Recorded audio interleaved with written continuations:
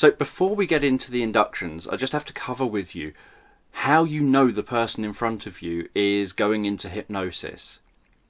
So what you'll be looking for are things like, often people's eyes will do a faster period of blinking. So they might blink normally, they might glaze over and just stare at you.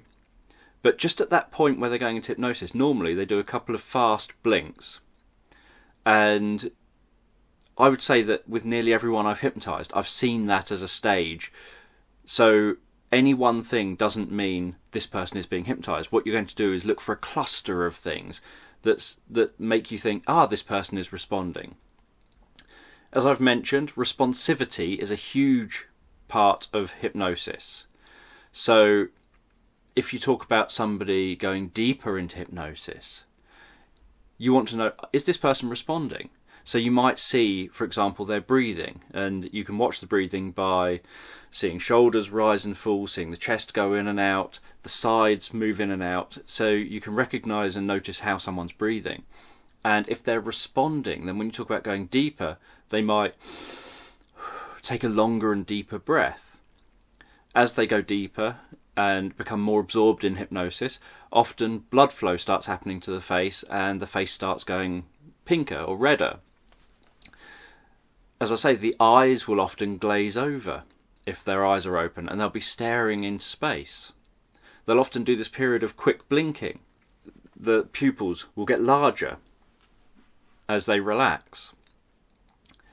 So you'll notice all these things. If their eyes are shut, then you'll notice movement of their eyeballs under their eyelids, as rapid eye movement often sets in.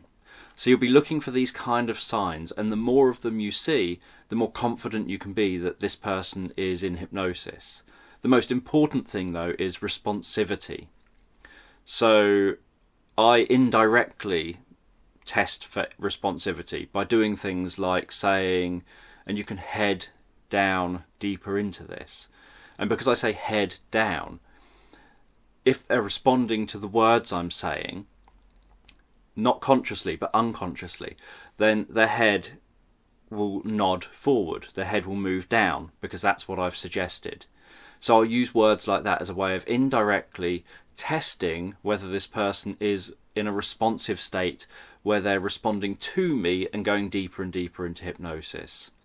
People will often become very still when they're in hypnosis. It doesn't matter if people move, so if someone's uncomfortable, they may shift in their seat. If they're a child, so if you hypnotise children, children will frequently shift about, move about, open their eyes, close their eyes, do all sorts of things, and perhaps appear quite alert and awake. But you'll notice the responsivity there.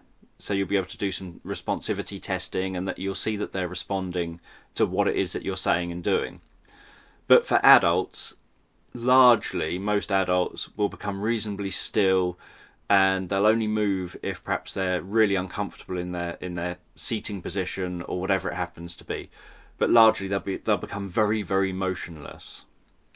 So that's the kind of thing that you're looking out for.